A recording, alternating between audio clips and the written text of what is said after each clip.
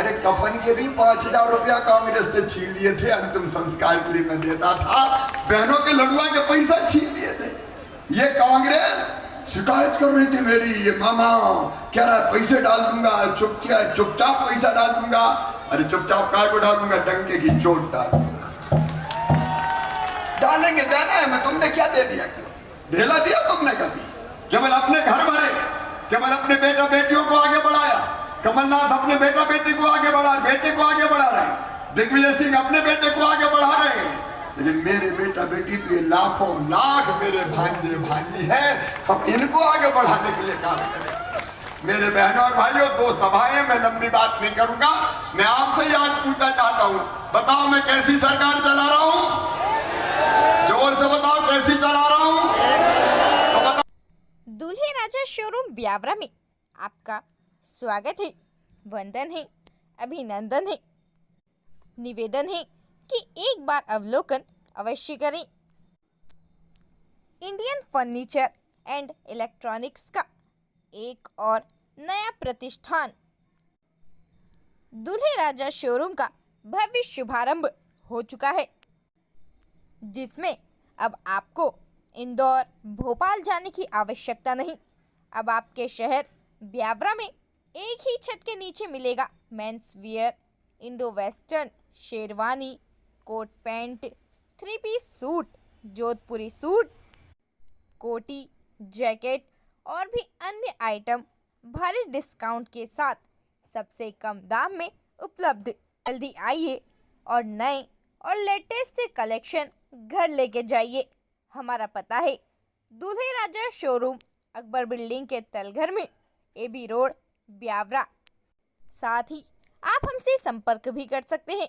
हमारा mobile number है 9589742486 और 9713977575। एक बार पधार कर सेवा का अवसर अवश्य दें। दूल्हे राजा शोरूम ब्यावरा में आपका स्वागत है, वंदन है, अभिनंदन है। निवेदन है कि एक बार अवलोकन अवश्य करें। इंडियन फर्नीचर एंड इलेक्ट्रॉनिक्स का एक और नया प्रतिष्ठान दूल्हे राजा शोरूम का भव्य शुभारंभ हो चुका है, जिसमें अब आपको इंदौर, भोपाल जाने की आवश्यकता नहीं। अब आपके शहर ब्यावरा में एक ही छत के नीचे मिलेगा men's wear, Indo western, sherwani, coat pant, 3 piece suit, Jodhpuri suit, कोटी, जैकेट और भी अन्य आइटम भारी डिस्काउंट के साथ सबसे कम दाम में उपलब्ध। जल्दी आइए और नए और लेटेस्ट कलेक्शन घर लेके जाइए। हमारा पता है दूल्हे राजा शोरूम, अकबर बिल्डिंग के तलघर में, AB रोड, ब्यावरा। साथ ही आप हमसे संपर्क भी कर सकते हैं। हमारा मोबाइल नंबर है 9589742486 और 9713977575। एक बार पधार कर सेवा का अवसर अवश्य दें। दूल्हे राजा कर दी थी।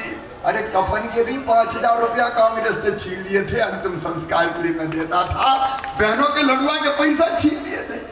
ये कांग्रेस शिकायत कर रही थी मेरी, ये मामा क्या रहा पैसे डाल दूंगा, चुपचाप पैसा डाल दूंगा। अरे चुपचाप काय को डालूंगा, डंके की चोट डालूंगा। डालेंगे, देना है मैं, तुमने क्या दे दिया, ढेला दिया तुमने कभी? केवल अपने घर भरे, केवल अपने बेटा बेटियों को आगे बढ़ाया। कमलनाथ अपने बेटा बेटी को आगे बढ़ा, बेटे को आगे बढ़ा रहे हैं, दिग्विजय सिंह अपने बेटे को आगे बढ़ा रहे हैं, लेकिन मेरे बेटा बेटी तो ये लाखों लाख मेरे भांजे भांजी है, हम इनको आगे बढ़ाने के लिए काम करें। मेरे बहनों और भाइयों, 2 सभाएं, मैं लंबी बात नहीं करूंगा।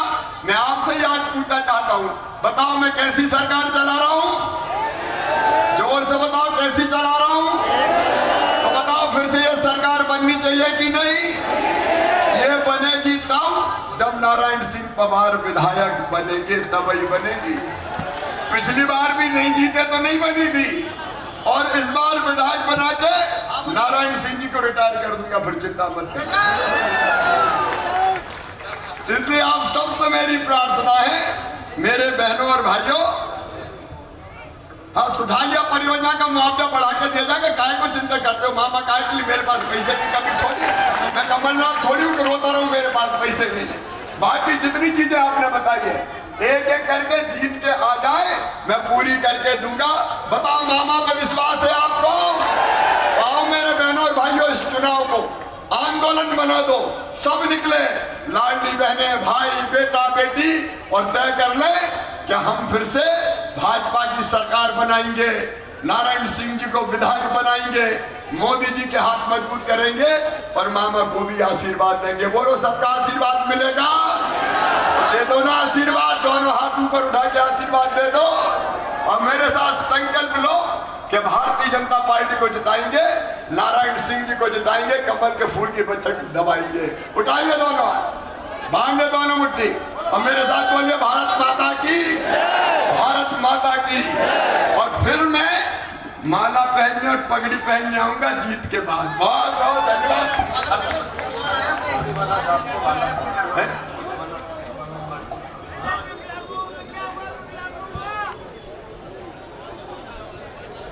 Bharatiya Janata party, Bharatiya Janata party. इंतजार की घड़ियां समाप्त हुई है। 5-7 मिनट में माननीय मुख्यमंत्री हमारे बीच में होंगे। आप सब लोग एक बार और जोर लगाएं, भारतीय जनता पार्टी। आज इस कार्यक्रम में मंच पर विराजमान आदरणीय सुरेश शर्मा जी, आदरणीय बद्रीलाल जी और सारा भरा पूरा मंच आपको प्रणाम करता हूं। सामने विराजमान हजारों की तादाद में इस सभा को सुनने के लिए आए सभी भाइयों, बहनों, साथियों, पत्रकार मित्रों, बहुत बहुत बधाई आपको। माननीय मुख्यमंत्री जी को सुनने के लिए लगभग हमें 3 घंटे इंतजार करना पड़ा, क्योंकि माननीय मुख्यमंत्री जी लगातार कार्यक्रम करते हुए हेलीकॉप्टर उनका सामने बाद उड़ नहीं सकता है, इसलिए वह सड़क पर हमारे बीच पहुंच रहे हैं। साथियों, विकास की बात, योजनाओं की बात, कांग्रेस पार्टी की बात सभी लोगों ने आपके सामने रखी। निश्चित रूप से आपने इस 15-20 दिन के समय में आकलन कर लिया होगा कि कांग्रेस पार्टी किस प्रकार से झूठ बोलने में माहिर है। लगातार दिग्विजय सिंह जी के राज से लेकर के आज तक इस जिले में शून्य में कांग्रेस चल रही है। विकास का एक भी आयाम कांग्रेस पार्टी ने पूरे जिले में अगर कहीं खड़ा किया हो तो कोई भी कांग्रेस का मित्र आकर यहाँ बहस कर सकता है। पूरे जिले में केवल और केवल कांग्रेस के लोग दिग्विजय सिंह के तलवे चाटने में दूसरा काम नहीं करते। एकमात्र केवल परिक्रमा करो उनकी और राजनीति करो। राजा साहब खुश होना चाहिए, बस राजा खुश तो जनता खुश, ऐसा मान के चलते हैं। झूठ बोल करके, बरगला करके और कई प्रकार के प्रलोभन देकर के मतदाताओं से वह अपना काम निकालते हैं। और मुझे लगता है इस चुनाव में हम लोग तो बाद में पहुंचे जनता के बीच में, जनता पहले ही फैसला कर चुकी है कि इस बार क्या करना हमें। हम जाते हैं गांव देहात में, साफ जरूरत नहीं किसी प्रकार की, हम तो फैसला कर चुके हैं इस बार भाजपा को जिताएंगे। वहां के लिए फैसला लिया, फैसला जिन वालों ने, लेकिन हम अपना कर्तव्य करते रहेंगे। हमारा काम है जनता की सेवा करना। सर झुका करके आपको प्रणाम कर लिया, जरूर आपके पास हम पहुंच रहे हैं, पहुंच भी रहे हैं। लगातार हम प्रयास कर रहे हैं, लेकिन समय कम है, गांव बहुत अधिक है, काम बहुत अधिक है। हमने कोशिश की है आप तक पहुंचने की, लेकिन साथियों इसके बाद भी हम बहुत सारे स्थानों पर नहीं पहुंच पाएंगे। इसलिए हमारे संदेश को, इस मंच के संदेश को और माननीय शिवराज सिंह जी के संदेश को आप स्वयं लेकर के बचा हुआ कार्य पूरा करेंगे, ऐसा मैं पूर्ण विश्वास है। कर पाएंगे आप लोग, आपको ही करना है।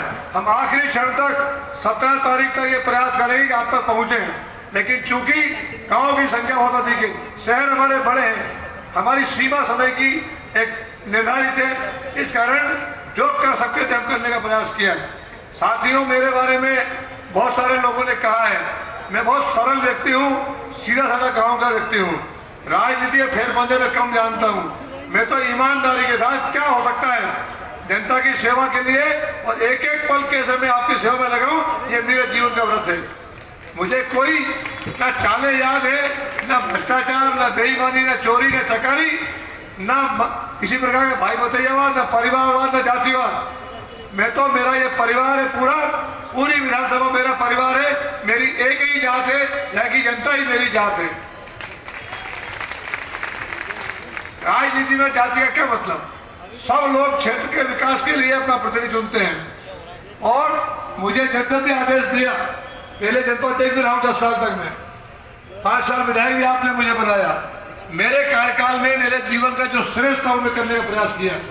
एक मानव की सीमा होती है, एक पद की सीमा होती है, उसमें क्या हो सकता है, मैंने एक एक पल करने का प्रयास किया। बहुत सारे लोग झूठ बोल के लगातार अफवाह आज भी फैला रहे हैं कि नारायण सिंह आएगा तो ये कर देगा व्यवहार को, ये तोड़ देगा, वो फोड़ देगा, जैसे मैंने ठेका लिया है। अरे रोड मेरे को बनाना जनता की मांग के लिए आवश्यक था, इसलिए जो कुछ भी सुविधा इसमें हुई है इसके लिए फिर माफी मांगता हूँ। साथियों, आपकी सुविधा के लिए, आपके उपयोग के लिए है। आगे कोई विजन ऐसा नहीं है कि जनता की सलाह के बगैर होगा। हम सब मिलकर के बहुत सारे आयाम अभी तय करना है। ब्यावड़ा विधानसभा बढ़ती हुई विधानसभा है, यहाँ बहुत सारी चीज़ों की आवश्यकता है। हम कुछ बिंदुओं पर यहाँ फोकस भी करना चाह रहे हैं। मैं चाहूँगा कि हमारी सरकार में माननीय मुख्यमंत्री जी से सरकार नहीं बनेगी, ब्यावड़ा में कोई भी उद्योग स्थापित हो तो हमारे पास पिछले मेरे कार्यकाल में यहाँ न ठीक से बिजली की व्यवस्था थी, न हमारे पास पानी के डैम थे, न हमारी सड़कें ठीक थी। इसलिए अनेक उद्योगपतियों ने प्रयास किया लाने का, लेकिन मौका देकर के सभी उद्योगपतियों ने किनारा कर लिया। आज हमारे पास पर्याप्त बिजली है, पर्याप्त अच्छी सड़कें हैं, सारे हाईवे 4 लेन हैं और पर्याप्त पानी हमारे पास है। इसलिए सबसे पहली प्राथमिकता हमारी होगी, हमारे पास 1000 हेक्टेयर का लेन देन है, थोड़ा बचाव तक सरकार ने जमीन ले रखी है, उसमें कोई बड़ा उद्योग हो ताकि इस क्षेत्र का और विकास हो और हमारे नौजवान साथियों को रोजगार मिल सके। कौन जीतेगा? केवल नारायण सिंह पवार। नारायण सिंह पवार।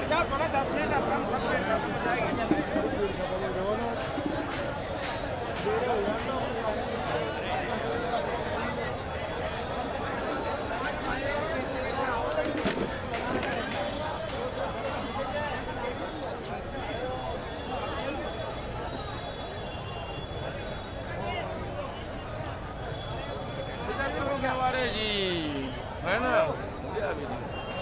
कौन से गांव से? भगोरा।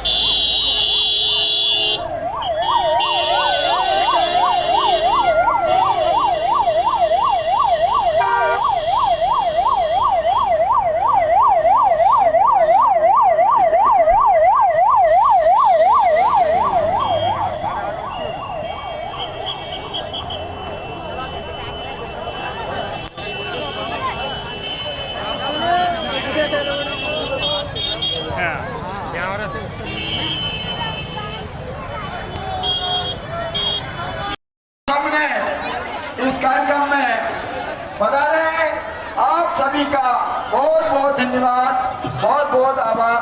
वंदे मातरम। भारत माता की जय। कौन जीतेगा?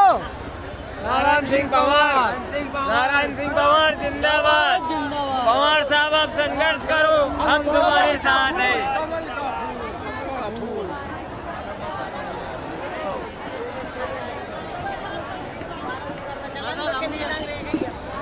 भारतीय जनता पार्टी के सक्रिय कार्यकर्ता।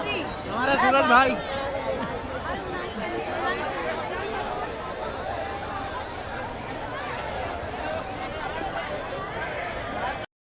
आप सब अपना वचन निभाएंगे और भाई नारायण सिंह पवार को विजय श्री दिलाएंगे। आज मध्य प्रदेश सरकार के यशस्वी मुख्यमंत्री माननीय शिवराज सिंह चौहान जी द्वारा आप सबको आश्वासन दिया गया है कि आने वाले समय में विधानसभा के विकास में कोई कसर नहीं छोड़ी जाएगी। आप सबने इसलिए सारे कार्यकर्ता प्राण से लगे और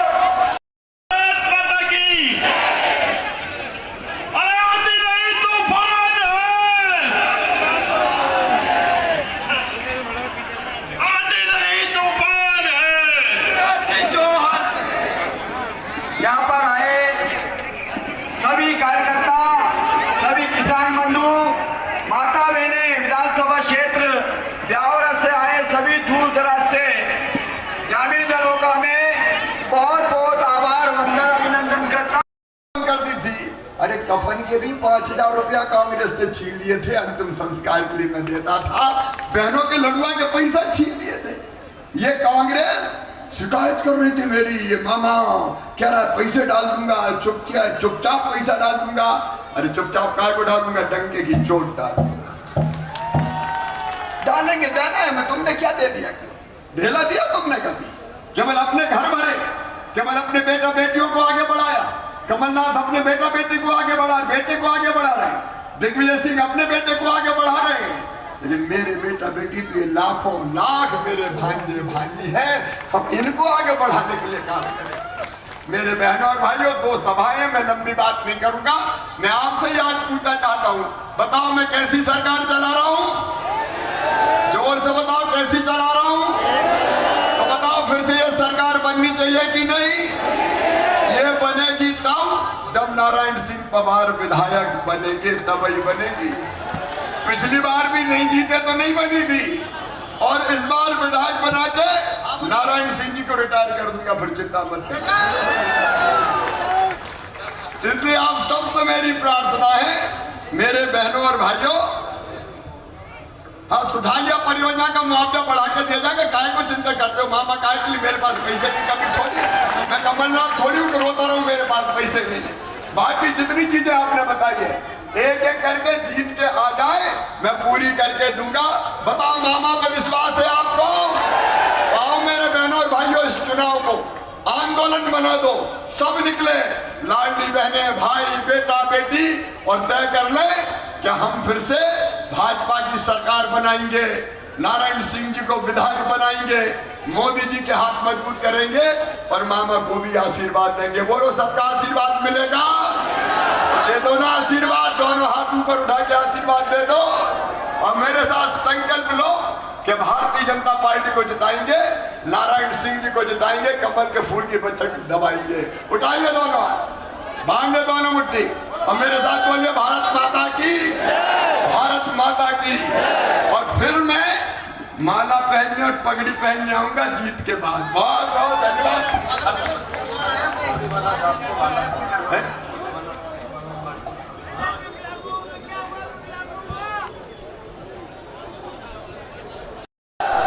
देर बहुत हो गई, गुस्सा तो नहीं हो? अरे हेलीकॉप्टर का दौरा सड़क से तय कर रहा हूं, मैं मामा हूं। मैंने तय किया था कि जाऊंगा जरूर, लेकिन अभी पुरावर और श्यामपुर में भी लोग इंतजार कर रहे हैं। देखो मेरे बहनों और भाइयों, मैं सरकार नहीं चलाता, मैं परिवार चलाता हूं। परिवार, ये मेरा परिवार। अच्छा आप बताओ ईमानदारी से, मैं भैया लगता हूं कि मुख्यमंत्री? और बच्चों का ये अपना परिवार है और सचमुच में मैं धन्य हूं। भगवान, मैं तेरे चरणों में बारंबार प्यार करता हूं, प्रणाम करता हूं, इतना बड़ा परिवार मुझे दिया। और जो मेरी बहनों, मैंने परिवार समझ के, मेरी बहनें समझ के, सगा भाई हूं तुम्हारा, सौतेला नहीं हुए, समझ लेना हूं कि नहीं सगा भाई। और इसलिए मैंने योजना बनाई, लाडली बहना योजना, ताकि मेरी गरीब और निम्न मध्यम वर्गीय बहनों की जिंदगी में मैं खुशी के पल ला सकूं, वो मजबूर ना रहे, उनको हाथ ना फैलाना पड़े। मैं सोच रहा था क्या करूं अपनी बहनों के लिए। एक ही विचार मेरे मन में आया कि शिवराज सीधे बहनों के पैसे बहनों के खाते में पैसा डाल दे, उनकी जिंदगी सुखी हो जाए। और मेरी बहनों, अभी तो दिवाली और धनतेरस आ रही है। वैसे मैं देता था 10 तारीख को, लेकिन अब तो मैंने कल ही पैसा डाल दिए।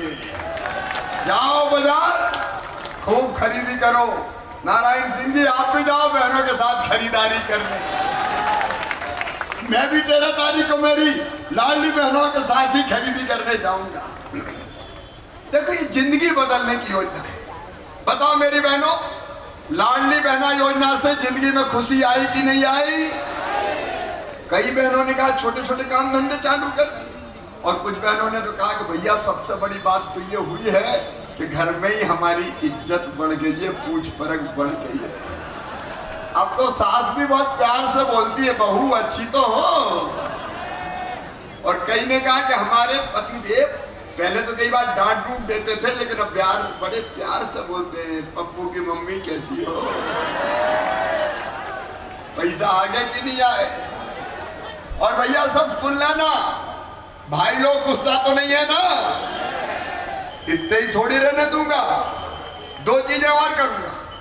एक, जितनी बहनें रह गई है, हर गांव में 5-5 10 रह गई, ज्यादा रह गई। अरे जितनी रही हो चिंता मत करना, इस चुनाव के बाद सरकार बना के सबके नाम जोड़ूंगा, कोई टेंशन नहीं। और दूसरी बात, बेटियों ने मुझे शिकायत की कि मामा एक गड़बड़ है। मैंने कहा क्या? बोले आपने नियम लगा दिया कि 21 साल में शादी हो जाए तो देंगे। हमें नहीं करना, हमें तो पढ़ना है। तो हमने तय कर लिया कि 21 साल से ऊपर की उम्र की जितनी बेटी है उनके खाते में भी पैसा डालेंगे। और बेटियां तो देवियां हैं मेरी, भाइयों के लिए भी आ रहा हूं, चिंता मत कर बेटा, देवियां हैं बेटियां। और बहनों को भी मैं देवी ही मानता हूं। जगत में जितनी स्त्रियां हैं वो देवी की मूर्तियां ही तो है। ये कांग्रेस के लिए नहीं है, उनके नेताओं के विचार अलग है। और कल तो नीतीश कुमार ने ऐसे शर्मनाक टिप्पणी की है मेरे बहनों और भाइयों कि शर्म आती है कि ऐसे लोग भी नेता हैं। लेकिन मेरे लिए बंदनी और पूजनी। और अब सुन लो, केवल 1250 नहीं, पैसे की जुगाड़ में लगाऊं। जैसे ही हो जाएगी 1250 से 1500, फिर 1750, फिर 2000, फिर 2250, फिर 2500, फिर 2750, और बाद में कितने करूंगा? 3000 करूंगा, 3000। तब मुझे चैन की नींद आएगी कि मैंने अपनी बहनों की जिंदगी बदल दी।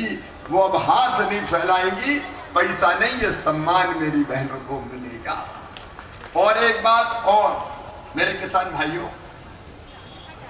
अरे 1250 अगर बहनों के आ रहे हैं तो 1000 अपने भी आ रहे हैं भाई। 6 PM के, 6 CM के। और ये भी सुन लेना, केवल 6 नहीं रहने देंगे, इंतजाम होंगे तो और आगे भी ले जाएंगे बढ़ा के। मैं तो इस पक्ष में हूं। मैं आपसे भी राय चाहता हूं किसान भाइयों कि इधर उधर की जो सब्सिडी देते हैं वो सब्सिडी छोड़ के सीधे किसानों के खाते में पैसा डाल दो, उनको जो करना हो। बोलो ठीक रहेगा कि नहीं? यही करेंगे, इसी दिशा में बढ़ेंगे। मेरे किसान भाइयों एक बार सोच के देख लो। मैं बहुत लंबी बात नहीं करूंगा। क्या दिया कांग्रेस ने? आप बताओ, मेरी शानदार सड़कें कभी कांग्रेस ने बनाई थी क्या? कुंडलिया, मोहनपुरा और सुठालिया पानी कभी कांग्रेस लाई थी क्या? और आज मैं ब्यावरा में कह के जा रहा हूं, राजगढ़ के किसान भाइयों, एक एक खेत में पानी ले जाने में कोई कसर नहीं छोड़ेंगे। आपकी जिंदगी बदले, आपकी जिंदगी बदले। घरों में पीने का पानी मेरी बहनों, पाइपलाइन बिछा के गांव में टंकी बना के और घर में टोटी वाला नल लगा के देंगे। हैंडपंप से नहीं, घर में टोटी खोलोगी तो झरझर पानी आ जाएगा और गुंड गगरा सब भर जाएंगे। इसलिए हम मुख्यमंत्री हैं, इसलिए काम कर रहे हैं। और एक बात और, आप सब मेरा नेतृत्व यहाँ है, हमने तय किया है अगले बार जितने बहने भाई ऐसे बच्चे हैं जो कच्चे घरों में रहते हैं और पीएम आवास योजना में नाम नहीं आए, कई लोग रह गए कि नहीं रह गए, तो जो रह गए हैं उनका हमने सर्वे करवाया है, आवेदन भरवाए, आवेदन की जांच करके फिर हर गरीब भाई बहन को पक्का मकान बनाने के पैसे देंगे सीएम लाडली बहना आवास योजना के अंतर्गत। क्योंकि बड़ा ना हो लेकिन छोटा तो हो जाए, जिसमें अपने बेटा बेटी के साथ चैन से रह ले। और ये बच्चे भांजे भांजिया, और विशेषकर भांजे, मामा हे मामा ओ मामा, और ये बड़े भांजे तो कहते हैं मामा आई लव यू, मैं भी कहता हूं आई लव यू टू। ये संबंध है स्नेह के, प्रेम के। और ये अगली बार एक और संकल्प हमारा, प्रत्येक परिवार एक रोजगार, प्रत्येक परिवार एक रोजगार, प्रत्येक परिवार, यह हमारा संकल्प है। और बच्चों के लिए सीएम राज स्कूल बनवा रहा हूं। राजा महाराजाओं के बच्चे बड़े बड़े स्कूलों में पढ़ के बड़े पदों पर पहुंचते थे। किसान भाइयों, गरीब भाइयों, ये सीएम राज स्कूल एक एक की बिल्डिंग 40-40 करोड़ की है, उनसे बेहतर स्कूल बनाऊंगा। और नारायण सिंह जी, एक दो नहीं 10 सीएम राइज स्कूल ब्यावरा विधानसभा में बनाएंगे। मेरा लक्ष्य हर 25-30 गांव के बीच में एक सीएम राइज स्कूल, जसवंत जी, हर 25-30 गांव के बीच में एक सीएम राइज स्कूल। बस लेने जाएगी, बस छोड़ने जाएगी। ये धन्नू पन्ना कल्लू मन्ना तेरे बेटा बेटी अच्छे स्कूलों में पढ़ेंगे और फ्री में पढ़ेंगे, फीस मामा भरवाएगा, लैपटॉप मैं देता हूं, और आजकल तो अच्छे नंबर लाते तो स्कूटी भी देता हूं। और मेरे बहनों और भाइयों सुन लेना साथ, जो दुनिया में कहीं नहीं हुआ वो मैं करूंगा। मेडिकल इंजीनियरिंग कॉलेज में कोई जाति समाज के मेरे बेटा बेटी हो, मेरे तो भांजे भांजी, मैं कैसे भेद करूंगा? उनका एडमिशन हुआ तो प्राइवेट में हो चाहे सरकारी में, उनकी फीस चाहे जितनी भी हो, माता पिता नहीं भरवाएंगे। मामा शिवराज सिंह चौहान और भारतीय जनता पार्टी की सरकार। केवल इतना ही नहीं है, ये जितने लोग, जितने मतदाता, जितने कार्यकर्ता, जितने साथी यहाँ पर बैठे हैं, प्रत्येक व्यक्ति इस चुनाव को लड़ रहा है। हमारे मुखिया आदरणीय शिवराज सिंह जी चौहान हमारे बीच में आ चुके हैं। हम ताली बजा करके उनका स्वागत करें, वंदन करें, अभिनंदन करें, स्वागत करें। आदरणीय मुख्यमंत्री जी का स्वागत है। माता की, भारत माता की, भारत माता की। आज इस चुनावी सभा में हम सबके बीच में भारतीय जनता पार्टी के उम्मीदवार और इस राजगढ़ जिले के वरिष्ठतम नेता, जो केवल काम और काम और काम में ही विश्वास करने वाले, ऐसे हमारे लाडले प्रत्याशी भाई नारायण सिंह जी पवार का हम सब लोग ताली बजा करके स्वागत करें, वंदन करें, अभिनंदन करें। हमारे बीच में हमारे जिले के प्रभारी भाई सुरेंद्र जी शर्मा बैठे हैं। हमारे प्रदेश कार्य समिति के सदस्य आदरणीय दिलवर यादव जी बैठे हुए हैं।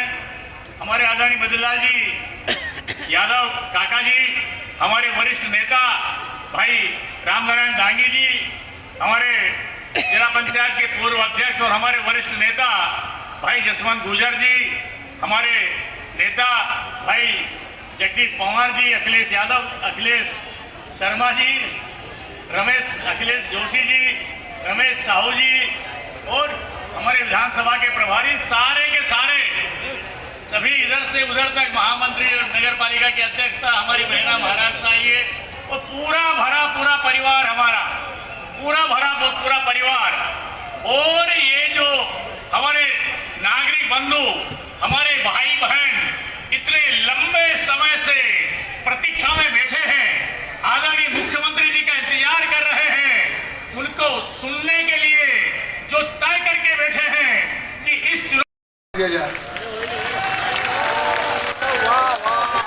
छोटे जिले में तो विकास ज्यादा होता है, अधिकारियों का ध्यान जल्दी फोकस होता है उसके ऊपर, इसलिए हम लगातार लड़ेंगे इसके लिए कि ब्यावरा भी एक अलग से प्रथम जिला बन जाए। और सरकार बनाती है, आपने सहयोग किया, मुझे ताकत दी तो मैं भरपूर प्रयास करूंगा कि आपकी बात को मैं रखूं। चौठालिया बांध परियोजना वाले लोग भी यहाँ होंगे। मैंने माननीय मुख्यमंत्री जी को निवेदन कर रखा है, क्योंकि आचार संहिता बीच में आ गई। चौठालिया परियोजना के जो प्रभावित किसान हैं उनको दुगना मुआवजा दिलाने का काम भी मेरी पहली प्राथमिकता होगी। पहली प्राथमिकता होगी उनको भरपूर मुआवजा मिले।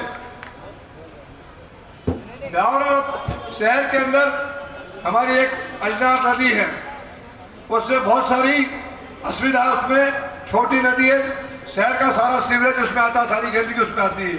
हम प्रयास करेंगे सरकार के माध्यम से सीवरेज का सारा सिस्टम नदी के बाहर शहर की सीमा से दूर करें 5 किलोमीटर, और नदी का सौंदर्यीकरण हो ताकि शहर को हम जो है सुंदर बना सके। ब्यावरा में शैक्षणिक क्षेत्र में विद्यार्थियों का एक महाविद्यालय है, लेकिन वो कॉमन है। हमारी बेटियां और बेटे साथ साथ पढ़ते हैं। इतना अधिक दबाव कॉलेज के ऊपर है कि 3000 से ज़्यादा विद्यार्थी पढ़ते हैं। जितने भी एक कॉलेज मेरे अपने कार्यकाल में सुटेले में खोल दिया, वहाँ भी 2000 विद्यार्थी पढ़ रहे हैं। लेकिन फिर भी ऐसा लगता है कि गवर्नमेंट की पॉलिसी में आया तो कन्याओं के लिए पृथक महाविद्यालय ब्यावरा में बनाया जाए, ताकि हमारी बेटियां अलग से उसमें विद्यादान कर सकें। साथ ही साथ ब्यावरा में कन्या हायर सेकेंडरी केवल एक है हमारे सामने इधर, और 3350 बच्चे उसमें पढ़ती है। बहुत छोटी जगह है। जैसे मेरे कार्यकाल में मैंने बहुत सुंदर और बड़ा भवन यहाँ बनाया है 2 करोड़ की लागत का, लेकिन फिर भी भवन कम पड़ता है। एक और कन्या हायर सेकेंडरी ब्यावरा में बनाने में सफल हुए तो वो भी मेरी प्राथमिकता होगी। ब्यावरा चारों तरफ बहुत कंजेस्टेड है, जगह हमारे पास नहीं है, लेकिन फिर भी मेरा प्रयास होगा। मैंने पिछले कार्यकाल में प्रयास किया था कि हमारा कृषि आधारित क्षेत्र है, यहाँ एक कृषि महाविद्यालय की स्थापना की जाए, ताकि खेती बाड़ी संबंधी सारी जानकारी हमारे विद्यार्थियों को हो सके और कृषि के मामले में और उन्नत कर सके। इसके लिए मैंने केंद्रीय मंत्री नरेंद्र सिंह तोमर जी को भी सहमत कर लिया था, माननीय शिवराज जी को भी सहमत कर लिया था, लेकिन दुर्भाग्य से मेरे आड़े वो 800 वोट आ गए। तो 800 वोट कम थे, नहीं तो वो चीज़ हो सकती थी। दोनों मुख्यमंत्री और केंद्रीय मंत्री सहमत थे। हमारे क्षेत्र में कोई बड़े स्थान है जहाँ हाई स्कूलों का उन्नयन होना है। लंबे समय से वो हाई स्कूल में ही काम कर रहे हैं। जैसे गिंदौर हाट है, इधर हमारा जरगड़ा खेड़ी है, उधर बेरसिया है। लंबे समय से वो हायर सेकेंडरी पढ़ना चाहते हैं।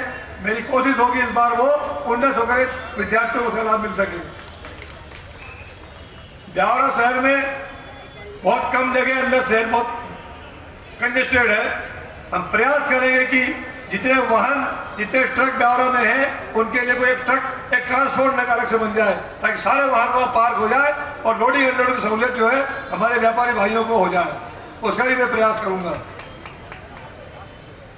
हमारी कृषि उपज मंडी भी बहुत बड़ी हो गई है, और जब फसल की आवक होती है, सीजन रहता है, तो वहाँ इतने ट्रैक्टर ट्राली आते हैं, वो बन नहीं पाते हैं। जगह छोटी है, 60-70 बीघा जमीन कृषि उपज मंडी के पास में। हम शासन से मांग करेंगे कोई बड़ा क्षेत्र हमें उपलब्ध हो जाए, ताकि कृषि मंडी को और विस्तार दे सके, और विस्तार दे सके, क्योंकि हमारे यहाँ बड़े बड़े डैम चारों तरफ बन गए और कृषि उत्पादन बढ़ेगा। इसके कारण मंडी में और दबाव होगा, इसके कारण बड़ा स्थान की आवश्यकता होगी। हम सरकार से मांग करेंगे कि कहीं न कहीं हमें जगह उपलब्ध कराएं। ब्यावरा शहर में एकमात्र रोड है आने जाने के लिए। बड़े महानगर जब आगे बढ़ते हैं तो उसके चारों तरफ रिंग रोड बनते हैं, ताकि उसके आसपास बसाहट हो जाए। हमारा प्रयास होगा कि ब्यावरा के चारों तरफ रिंग रोड बन जाए, ताकि हमारी बस्ती और व्यापार थोड़ा बाहर भी चला जाए और ब्यावरा का विकास और चौगनी गति से बढ़े। ब्यावरा 3 राष्ट्रीय राजमार्गों पर स्थापित है। हमारा ये पुराना एवी रोड, जयपुर जबलपुर रोड, और इधर हमारा एक सिरोंज तक भी ये हाईवे घोषित है। 3 हाईवे होने के कारण यातायात का दबाव बहुत रहता है, बहुत सारी दुर्घटना आए दिन होती रहती है। हम कोशिश करेंगे, मैंने कोशिश की पिछले बार मेरे कार्यकाल में एक ट्रॉमा सेंटर ब्यावरा में बन जाए। ट्रॉमा का मतलब होता है जो दुर्घटना होती है तात्कालिक रूप से, जो गंभीर दुर्घटनाग्रस्त व्यक्ति होते हैं उनको तत्काल इलाज की जरूरत होती है, वो व्यवस्था यहाँ नहीं है। किसी के सर में, किसी के हाथ पैर में, किसी के और अंग में चोट होती है, इसका इलाज यहाँ नहीं है, उनको भोपाल इंदौर भेजना पड़ता है। कभी कभी प्रकृति रूठ जाती है और रास्ते में मृत्यु हो जाती है, ऐसे व्यक्ति को तत्काल इलाज लगता है। वो ट्रॉमा सेंटर की ब्यावरा में आवश्यकता है। दुर्घटना का प्रतिशत बहुत अधिक है। मैंने पिछले बार सहमत कर लिया सरकार को, वो भारत सरकार में मंजूर होने चला गया था, लेकिन दोबारा मुझे कार्यकाल नहीं मिला, इसलिए आज भी वो पेंडिंग है। वो ट्रॉमा बने ताकि हमारी दुर्घटना की हमारे लोगों को संभाल सके। फिर और कुछ सोचते हम, हमारा अस्पताल रोड ये बना हुआ है, अस्पताल रोड, एसडीएम ऑफिस, अस्पताल, रेस्ट हाउस, ये सारा रोड हमारा खराब पड़ा है। अस्पताल रोड की पुलिया रही है अजनार के ऊपर। मैंने अपने कार्यकाल में आरईएस से ग्रामीण यांत्रिकी सेवा से पुलिया बनवाई थी उस समय, बहुत पहले जब जनपद अध्यक्ष था मैं। वो पुलिया आज भी अस्त व्यस्त हो गई है, टूट फूट गई है। उसमें बड़ा पुल बने, 2 लेन पुल, और वो पूरी रोड हाईवे तक, रेस्ट हाउस तक, हाईवे तक मिले ताकि सारा यातायात हमारा जो है ट्रांसफर हो सके। हमारे क्षेत्र की कुछ मांगे हैं। हमारा एक बड़ा केंद्र, एक और मलावर बड़ा केंद्र है, वहाँ के विद्यार्थियों को परेशानी है। हम वादा कर रहे हैं उनसे कि वहाँ भी एक महाविद्यालय की स्थापना के लिए प्रयास करेंगे ताकि उधर का क्षेत्र भी लाभान्वित हो। ऐसे ही ब्यावरा में कुछ स्थानों पर पानी की टंकियों का और परेशानी आ रही है। ब्यावरा बढ़ रहा है फिर या उस पर पानी का मांग का दबाव बहुत है, अतिरिक्त टंकियों की जरूरत है। 1-2 वार्डों में और टंकी बनाने का प्रयास करेंगे ताकि समय पे पानी वितरित हो सके और नागरिकों को पेयजल मिल सके। और भी कुछ मांगे हैं। कुछ रोड हमारे लंबित हैं, बड़े मार्ग हैं, हम प्रयास करेंगे, हमारी सूची में है। हमने प्रयास किया था कि प्रधानमंत्री सड़क के तहत वो रोड जुड़ जाए, नहीं तो राज्य सरकार के माध्यम जुड़ जाए। हमारे कुछ क्षेत्र जो इधर घोड़ा पचड़ से लगे लगाए क्षेत्र हैं, बागपुरा, अमरगढ़ के बाद खंडिया, आगे फिर हमारा नेवली, और फिर ऐसे घूमते हुए गिंदौर हाट, मलावर और नरसिंहगढ़ के पगड़ी बंगला चला जाए, ऐसा रिंग रोड पूरा हो जाए ताकि सारे लोग उसके आर पार जो है निकल सके। ऐसे रोड की हमें जरूरत है। और इधर एक भैसाना तक जाने का एक और रोड हमें चाहिए। मुझे उम्मीद है कि सरकार बनेगी और आपका आशीर्वाद मुझे मिला। इन सब बातों फोकस करके मैं अपने कार्यकाल में इसको आगे बढ़ाने का प्रयास करूंगा। और मुझे जब भी आशीर्वाद आपने दिया, माननीय मुख्यमंत्री ने कभी मेरे काम को रोका नहीं। ब्यावरा शहर आप देखते हो, सोढेला शहर आप देखते हो, ग्रामीण क्षेत्र आप देखते हो, मेरे कभी भी आगे मेरे विकास की कभी भी पिपासा शांत नहीं हुई। रोज कोई काम नया चाहिए, रोज कोई काम नया चाहिए, क्योंकि क्षेत्र की जनता को बहुत लंबे अरसे से पिछले 50 वर्षों से काम की दरकार थी। थोड़े बहुत समय बद्रीलाल जी को मिला था, उसने कार्य करने का उन्होंने प्रयास किया, किए भी, सड़कें बनाई, भवन बनाए, दूसरे काम किए, लेकिन ब्यावरा अभी और बढ़ रहा है। ये घोषित मुख्यालय भले ही राजगढ़ है, लेकिन वाकई में घोषित मुख्यालय ब्यावरा ही है। सब चीज़ों का केंद्र है, राजनीति का भी, व्यापार का भी और आवागमन का भी। इसलिए यहाँ की सब चीज़ें, इधर हमारे थाने में भी बहुत आवश्यकता है। हमारे पुलिसकर्मी भाई परेशान हैं, उनके आवाज़ टूटे फूटे पड़े हैं।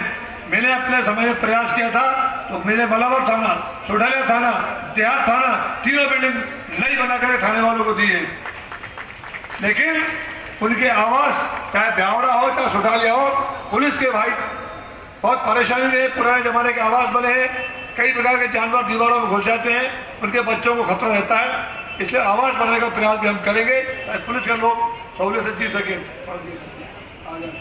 तो ऐसी बहुत सारी चीज़ें हैं। भाषण में बाकी बातें बहुत लोगों ने कर दी है। माननीय मुख्यमंत्री जी, तो माननीय मुख्यमंत्री जी हमारी सीमा में आ चुके हैं। निश्चित रूप से आपका ये इंतजार की घड़ियां समाप्त हो रही है। हमारे लोकप्रिय सांसद सम्मानित रोडमल जी नागर पधार चुके हैं मंच पर।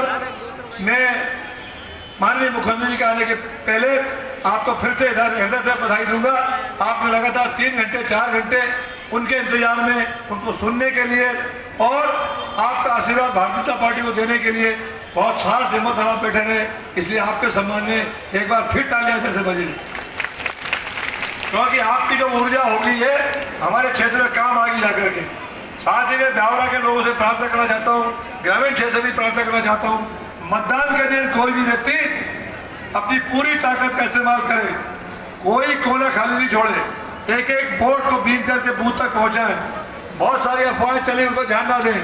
बहुत सारे मैसेज व्हाट्सएप पर लोग चला रहे हैं, झूठ फैला रहे लगातार कि ये उनने ऐसा कह दिया, भाजपा ने ऐसा कर दिया, उसका ऐसा हो जाएगा। कांग्रेस के पैर के तले जमीन खिसक चुकी है, इसलिए उल जलूल बकवास रोज फैला रहे हैं।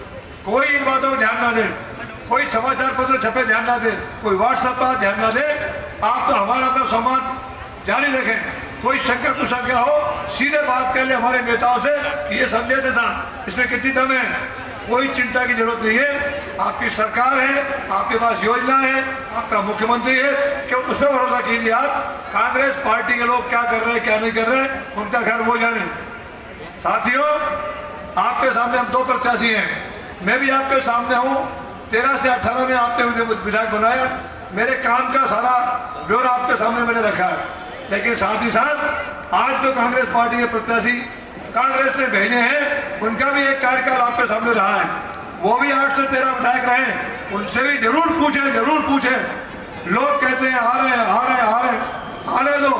ये जरूर पूछो, आपका हिसाब किताब लाए हो क्या, आपका बही खाता लाए हो क्या, किया क्या था आपने 8 से 13 में क्या किया? एक आध काम गिना दो भाई, एक आध काम गिना दो भाई। जनता का मत यूं ही जाया करने के लिए नहीं है। इस बात से उसकी तस्वीर और तकदीर बदलते हैं। इसलिए सवाल जवाब जरूर करना चाहिए हमें। खूब प्रेम से चाय पिलाओ, बैठाओ, लेकिन हिसाब जरूर मांगो कि भैया विकास के लिए वोट है, देश के लिए वोट है, जनता के सम्मान के लिए वोट है। यूं ही पानी फेंक लिए वोट अब डालने का हमारा समय नहीं है। हम तो विकास को वोट देना चाहते हैं, काम को वोट देना चाहते हैं, देश को वोट देना चाहते हैं, धर्म को वोट देना चाहते हैं। राजनीति केवल फालतू घूमने के लिए नहीं है। तुम्हारा चुनाव तुम्हें मुबारक हो, हम तो विकास के साथ खड़े हैं। कर दोगे ये? करोगे बातचीत? सवाल करोगे? करना चाहिए। अभी देख रहा हूँ कई गांवों में बोर्ड लटके पड़े हैं, चुनाव का बहिष्कार। क्यों भैया? ये पाप किसने किया है? हमें तो नहीं किया। हम तो डैम बनाए हैं, हमने विकास कार्य किए हैं, गांव गांव हमने सड़कें पहुंचाई है, डैम का पानी पहुंचा रहे हैं। जिन्हें नहीं किया उनसे ही सवाल पूछो, तो जिम्मेदार नहीं है इसके, कोई जवाब उधर नहीं है। मैं तो दिग्विजय सिंह के शासन की बात करता हूँ।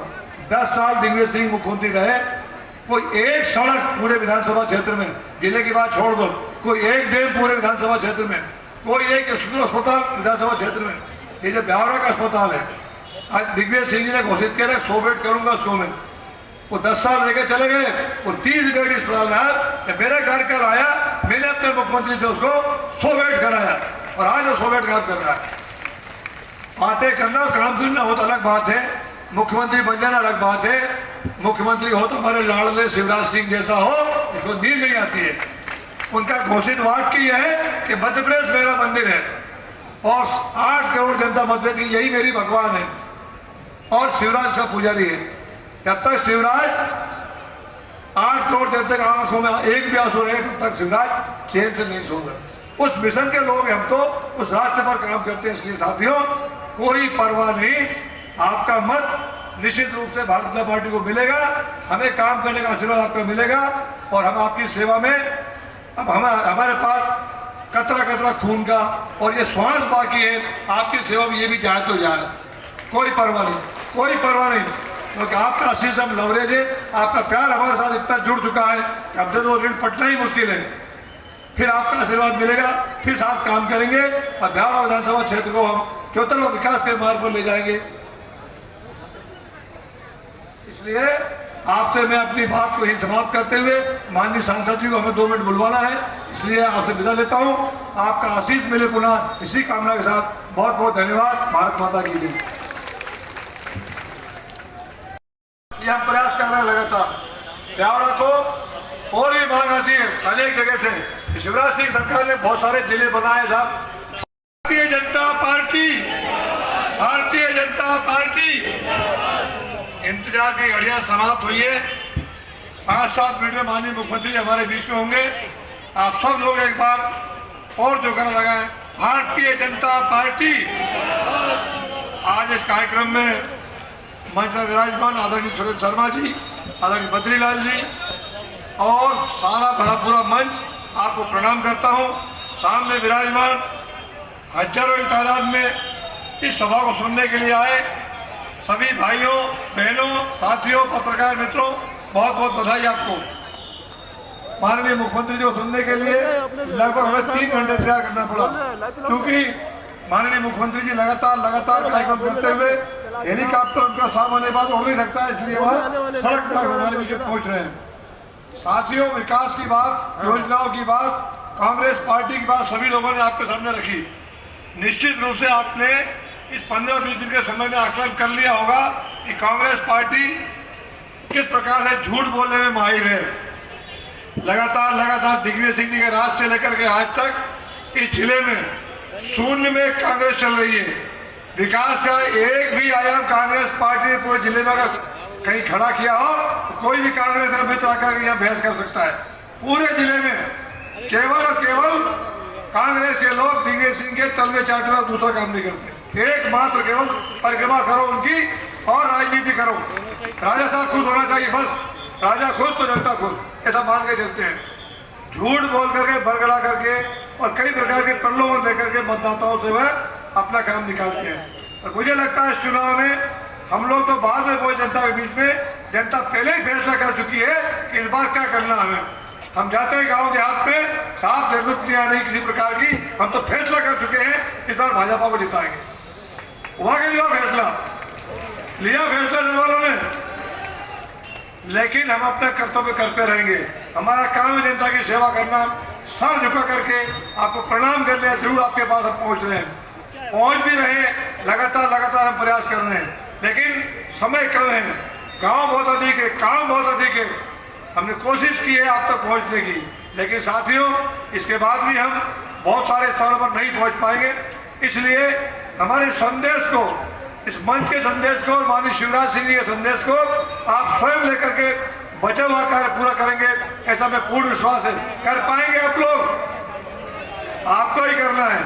हम आखिरी क्षण तक 17 तारीख तक ये प्रयास करेंगे कि आप तक पहुंचे, लेकिन चूंकि गाँव की संख्या बहुत अधिक है, शहर हमारे बड़े हैं, हमारी सीमा समय की एक निर्धारित है, इस कारण जो कर सकते थे हम करने का प्रयास किया। साथियों, मेरे बारे में बहुत सारे लोगों ने कहा है मैं बहुत सरल व्यक्ति हूँ, सीधा साधा गांव का व्यक्ति हूँ, राजनीति के फेरबंदे में कम जानता हूँ।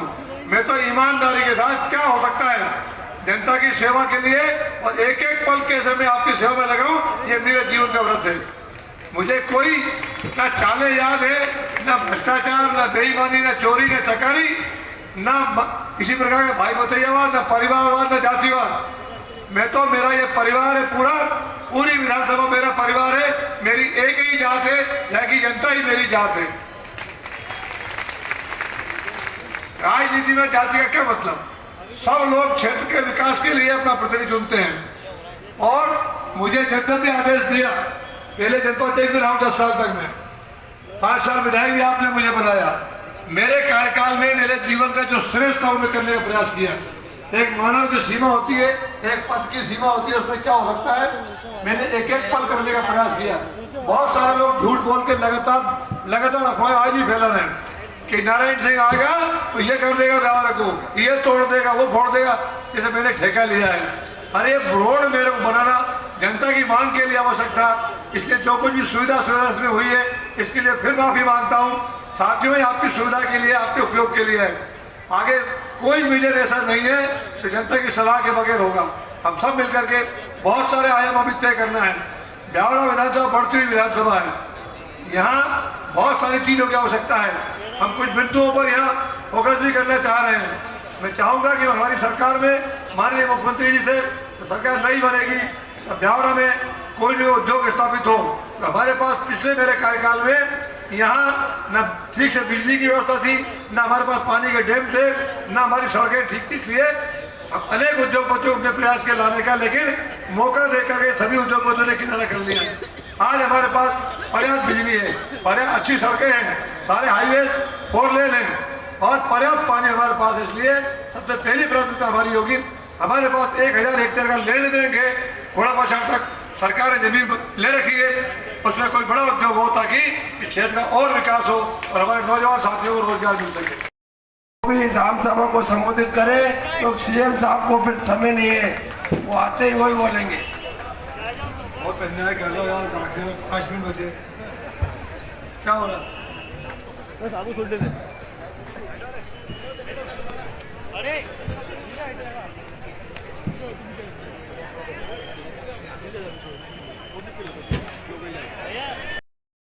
छह 6,000 रुपए मोदी जी ने देना शुरू किए। शिवराज जी ने कहा मैं भी पीछे नहीं हटूंगा। आज 12,000 रुपए किसान सम्मान निधि के आपके घर में आते हैं कि नहीं आते? आते हैं ना, आते हैं ना। कुछ पैसा तो नहीं लगता ना, नहीं लगता ना। पर कांग्रेस में राजीव गांधी इस देश के प्रधानमंत्री थे, कांग्रेस के नेता थे, वो कहते थे मैं 1 रुपया भेजता हूं 15 पैसा नीचे पहुंचता है। 85% कमीशन ये कांग्रेस वाले खा जाते थे। 85% कमीशन ये कांग्रेस वाले खा जाते थे। और हमारे प्रधानमंत्री कहते हैं न खाऊंगा न खाने दूंगा। ईमानदारी की एक मिसाल अगर किसी ने प्रस्तुत कुछ नहीं किया, एक उधर भगवान को बदनाम कर दिया, वचन पत्र लेके आ गए। अरे बाप रे वचन पत्र कब आया था?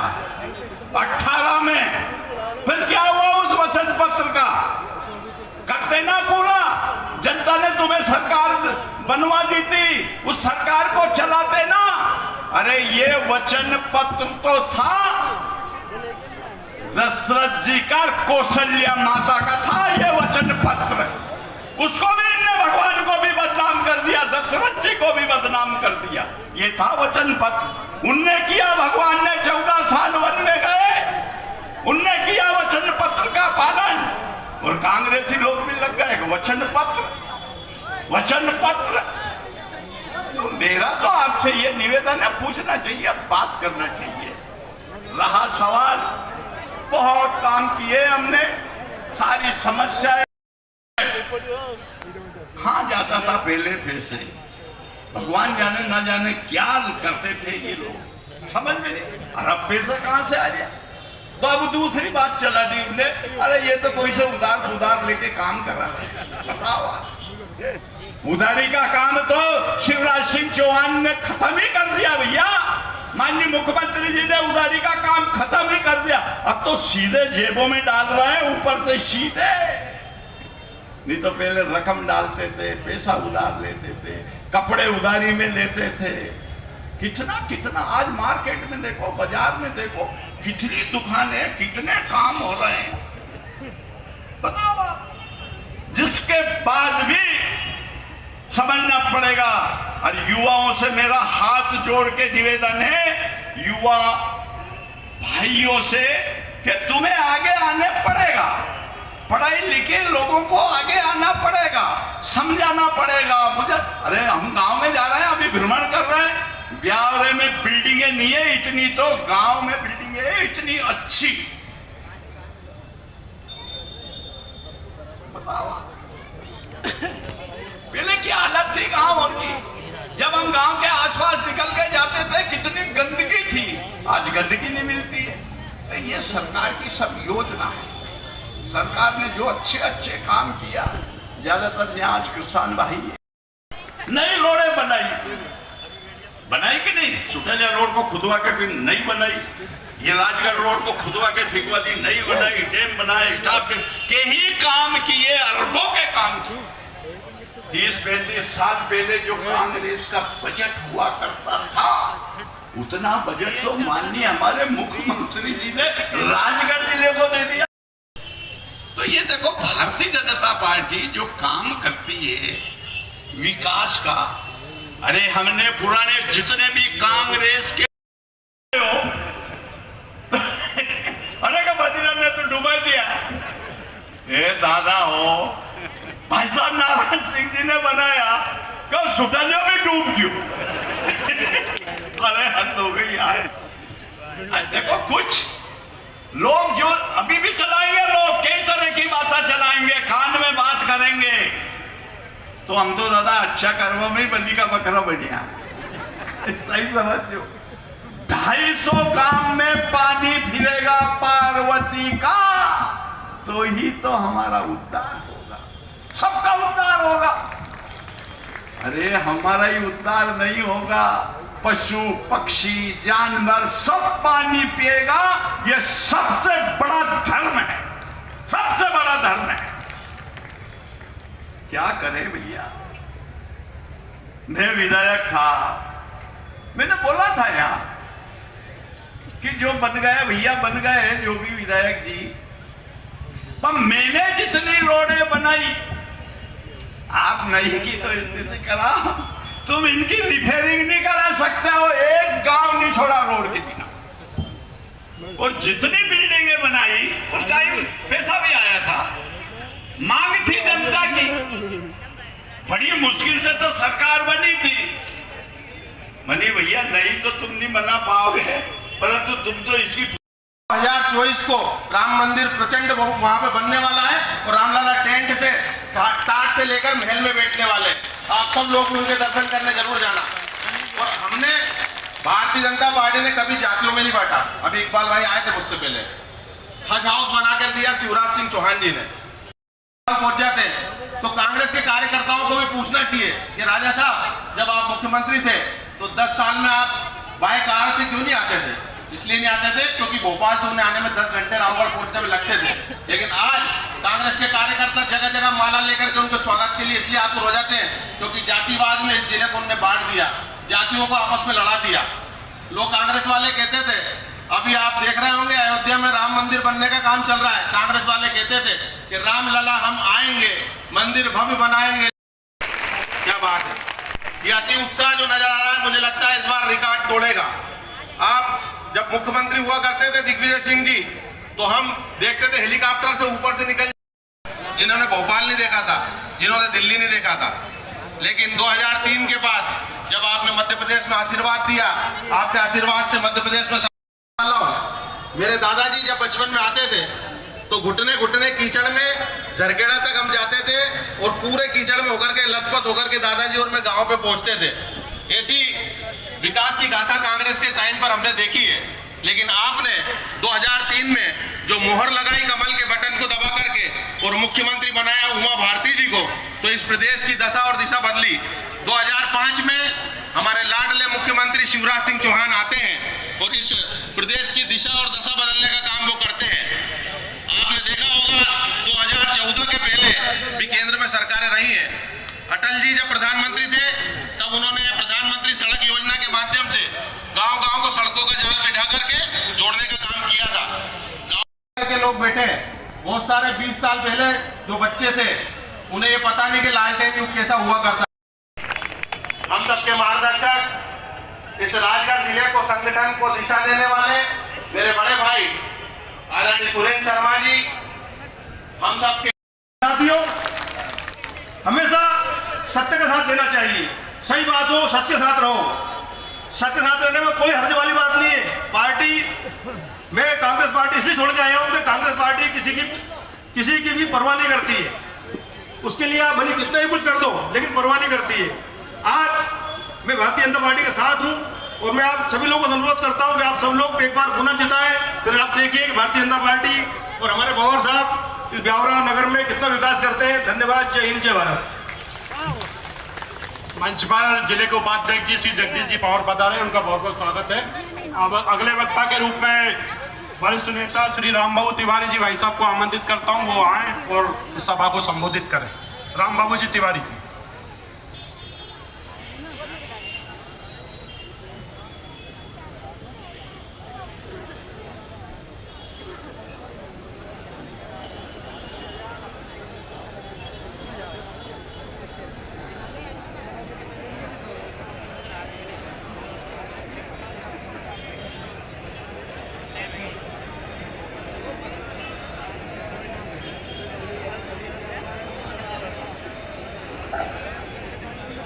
सम्मानीय मंच,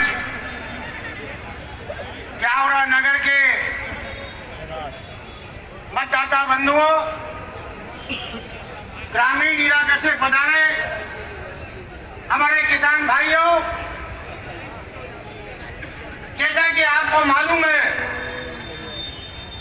17 तारीख को इस ब्यावरा विधानसभा के भाग्य का फैसला होने वाला है। आप विकास चाहते हैं या विनाश चाहते हैं?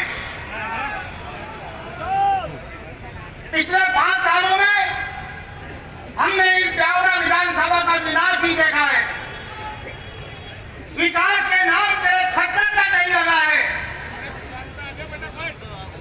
पूरे जोश के साथ माता और बहनें अमर के फूल पर मोहर लगाकर आदरणीय नारायण सिंह जी पवार साहब को भारी बहुमत से विजय बनाए।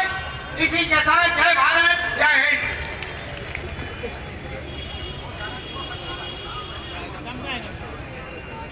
बहुत बहुत धन्यवाद आदरणीय भाई साहब।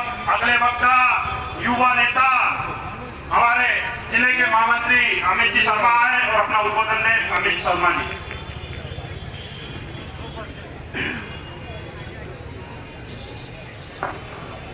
बोलिए भारत माता की, भारत माता की। भारतीय जनता पार्टी लाडली बहनों के भाई की, लाडली भांजियों के मामा की आज मंच पर विराजमान भारतीय जनता पार्टी के लोकप्रिय आदिवासी को बढ़ावा देते हुए एक व्यक्ति को टिकट दिया।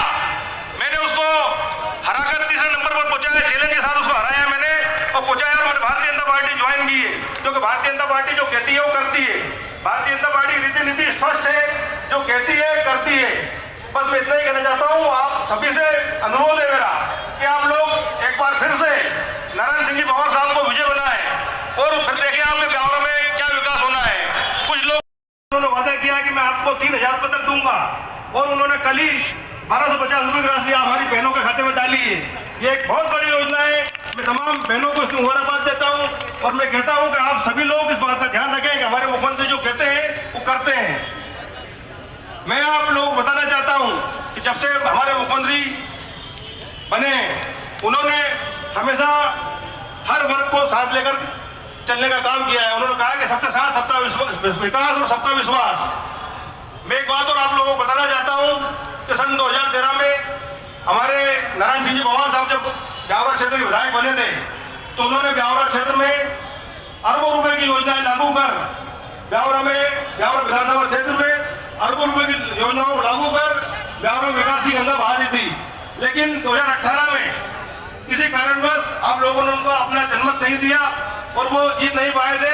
तब से आज तक ब्यावरा के विकास की गति रुकी हुई है। मैं आप सभी लोगों से अनुरोध करना चाहता हूं कि आप सभी लोग एक बार फिर से नारायण सिंह जी पवार साहब को अपना मत देकर विजय बनाएं और ब्यावरा की जो विकास की गति रुक गई थी उसको एक बार फिर से आप रफ्तार दें। जय हिंद, जय भारत।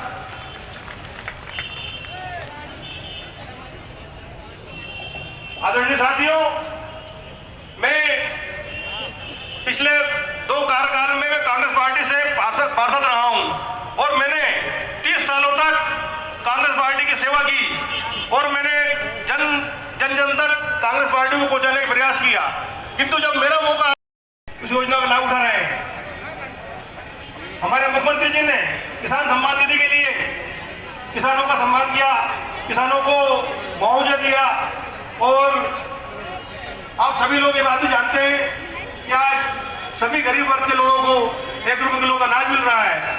और साथ ही एक सबसे महत्वपूर्ण बात अभी है कि हमारे मुख्यमंत्री जी ने एक ऐसी योजना लागू की है जो पूरे हिंदुस्तान भर में कहीं नहीं है। हमारी लाडली बहनों को 1000 हमेशा जन कल्याणकारी योजनाएं जो लागू की, आज उसका लाभ हर वर्ग, हर समाज उठा रहा है।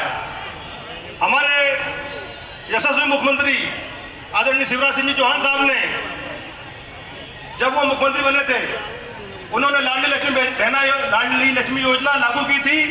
आज वो योजना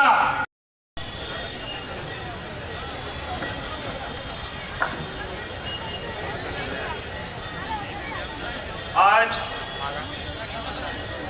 ब्यावरा विधानसभा क्षेत्र के चुनाव के संबंध में आयोजित इस जनसभा में उपस्थित हमारे क्षेत्र के लोकप्रिय प्रत्याशी आदरणीय नारायण सिंह पवार साहब, हमारे जिले के प्रभारी आदरणीय सुरेंद्र शर्मा जी,